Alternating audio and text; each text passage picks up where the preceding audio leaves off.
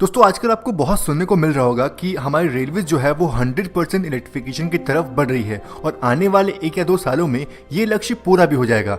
वाकई railways electrification की तरफ बहुत तेजी से बढ़ रही है और इसके साथ ही साथ इलेक्ट्रिक लोकोमोटिव्स भी ताबड़तोड़ बनाए जा रहे हैं। और CLW यानी कि चितंजन लोकोमोटिव वर्क्स और BLW यानी कि बनारस लोकोमोटिव वर्क्स, पहले DLW था, इन दोनों में ऐसे रेस लगी हो कि कौन कितनी जल्दी अधिक से अधिक इलेक्ट्रिक लोकोमोटिव बना के भारतीय रेलवे को सौंपेगा। और भाई साहब हद तो तब हो गई जब BLW ने 159 दिन, जी हाँ 159 दिन में 150 इलेक्ट्रिक लोकोमोटिव बना दिए। इतने लोकोमोटिव्स बन तो रहे हैं पर इनका रखरखाव करने के लिए भी लोको शेड में जगह होनी चाहिए। लोकोमोटिव्स के तैयार होने के बाद उनको किसी लोको शेड को अलॉट किया जाता है जहां पूरी उम्र उनका रखरखाव वहीं होता है। और जितने जरूरी ये लोको प्रोडक्शन यूनिट्स होते हैं उससे कहीं ज्यादा जरूरी ये लोको शेड्स होते हैं। पूरे भारत में करीब 70 से भी अधिक लोको शेड्स बने हुए हैं, कुछ नैरो और मीटर गेज डीजल इंजन के लिए, कुछ सिर्फ ब्रॉड गेज डीजल इंजन के लिए और कुछ ऐसे भी लोको शेड्स हैं जहां इलेक्ट्रिक और डीजल दोनों इंजन का रखरखाव होता है। खैर आज हम बात करने वाले हैं भारत के पहले इलेक्ट्रिक लोको शेड यानी कि कल्याण लोको शेड की, जो पिछले 92 सालों से भारत के अनेकों इलेक्ट्रिक लोकोमोटिव्स का रखरखाव कर रहा है। 28 नवंबर 1928 इसी दिन ELS कल्याण यानी कि इलेक्ट्रिक लोको शेड कल्याण की स्थापना हुई थी ग्रेट इंडियन पेनिनसुलर रेलवेज के अधीन।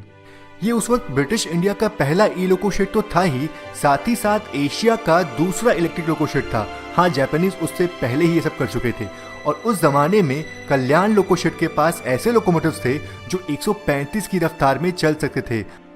हाँ, आज भी कई ट्रेनें ऐसी हैं जिनकी रफ्तार 130 किलोमीटर से भी कम है। खैर वो दूसरा टॉपिक है, जल्दी उस पे आएंगे।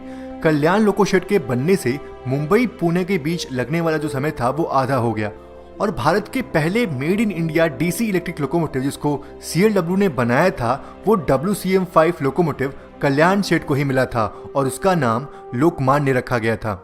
एक और दिलचस्प बात है इस लोको शेड की, वो ये कि अमूमन एक लोकोमोटिव की लाइफ करीब 35 से 40 साल तक की होती है और उसके बाद उनको मेन लाइन ड्यूटी से हटा दिया जाता है। पर यहाँ के कुशल इंजीनियर्स ने जबरदस्त मेंटेनेंस का काम करते हुए 1928 में बने लोकोमोटिव्स को 1998 तक चलाया, यानी कि करीब 70 सालों तक। ये सच में बहुत ही बड़ी उपलब्धि है।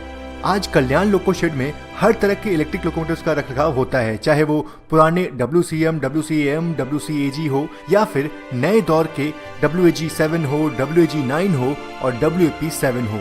ये पूरा मुंबई डिवीजन का जो एरिया है वो घाट सेक्शन से भरा पड़ा है, जिस कारण से मेनली कल्याण लोको शेड के लोकोमोटिव्स दूर दराज से आने वाले ट्रेनों को बैंकर्स लोकोमोटिव देते हैं ताकि घाट सेक्शन पे जो चढ़ाई है वो आसान हो सके। वैसे जब उस पूरे एरिया में DC ओवरहेड वायर का जाल बिछा हुआ था तब कल्याण शेड की इंपॉर्टेंस कुछ और थी। वैसे आज भी कल्याण लोको शेड की उतनी इंपॉर्टेंस है जितनी पहले हुआ करती थी। आज भी कल्याण लोको शेड कुछ रेयरेस्ट इलेक्ट्रिक लोकोमोटिव्स का घर है।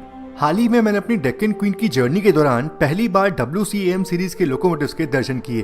खैर कल्याण लोको शेड के बारे में इतनी सारी बातें हैं कि शायद मैं सभी के बारे में आपको ना बता पाऊँ, इसलिए कुछ दिलचस्प बातें जो है वो मैंने आपके साथ शेयर की। आप सभी का बहुत बहुत धन्यवाद। जय Hind and God bless you all.